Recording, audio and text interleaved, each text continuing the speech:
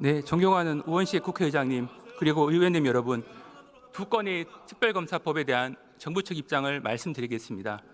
두 가지 사항이 핵심적인 내용입니다. 첫 번째, 임명 방식의 정치적 중립성입니다. 기본적으로 특별검사 제도는 정치적 중립성 논란이 있는 사건에 있어서 논란을 없앰으로써 국민의 신뢰를 회복하기 위해서 도입된 제도입니다. 그런데 정치적 논란이 있는 사건을 공정하게 수사하기 위한 특별검사를 임명하는 과정에서 정치적 논란이 있는 임명 방식에 대해서는 신중할 필요가 있다고 판단하고 있습니다. 과거 여야가 합의되지 않은 상태에서 특검이 도입된 사례들도 있습니다. 과거에 비춰보게 되면 2003년도에 대북송금 특검 당시에도 여야 합의가 이루어지진 않았습니다. 그런데 당시에 특별검사는 대한변협회장이 추천하는 사람 중에서 임명하는 방식을 채택을 했었습니다. 그리고 2007년도 BBK 특검 때에서는 그때는 야당 측에 또 반대가 있었습니다. 기본적으로 그때도 여야 합의가 이루어지지 않았습니다만 당시에는 대법원장이 추천하는 사람 중에서 임명하는 방식으로 결과적으로 특별검사의 임명 방식에 대한 정치적 중립성 위반 논란을 소멸시켰습니다. 기본적으로 저희 정부 측 입장은 현행 지난번에 통과된 특별검사 법안에 의해서 정치적 중립성이 없는 검사가 임명된다고 주장하는 것은 아니고 정치적 중립성 논란이 있는 그러한 특별검사가 임명될 소지가 있기 때문에 특별검사 제도의 취지에 비춰보면 이 부분에 대해서는 재고가 필요하다는 생각입니다. 두 번째 사항입니다. 특별검사 제도는 기본적으로 기존 수사가 불충분하거나 미진한 경우에 국민의 신뢰 회복을 위해서 도입된 제도입니다. 이로써 특별검사 제도는 보충성과 예외성 원칙이 필요하다는 부분입니다. 이 부분에 대해서는 여야 간의 이론의 여지가 저는 없다고 봅니다.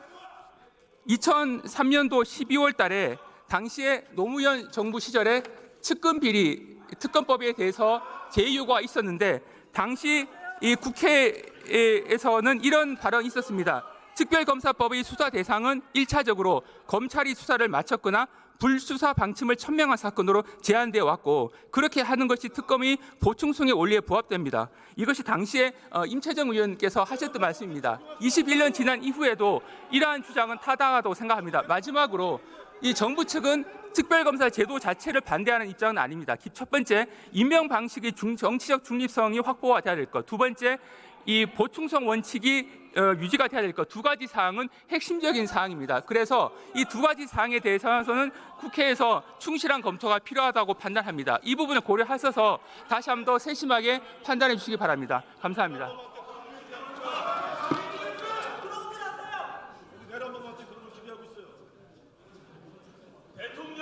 네, 수고했습니다. 그러면 이들 안건을 국회법 제112조 제5항에 따라 무기명 투표 방식으로 표결하겠습니다.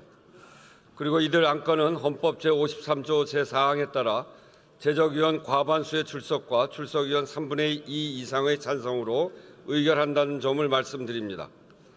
그러면 국회법 제114조 제2항에 따라 간표위원을 지명하겠습니다.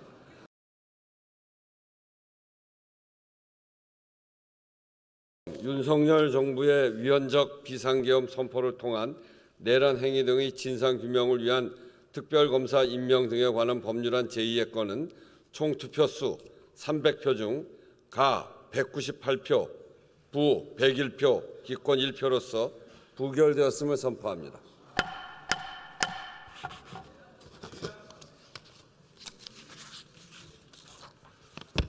다음 윤석열 대통령 배우자 김건희의 주가 조작 사건 등의 진상규명을 위한 특별검사 임명 등에 관한 법률안 제2의 건은 총 투표수 300표 중 가 196표, 부 103표, 무효 1표로서 부결되었음을 선포합니다.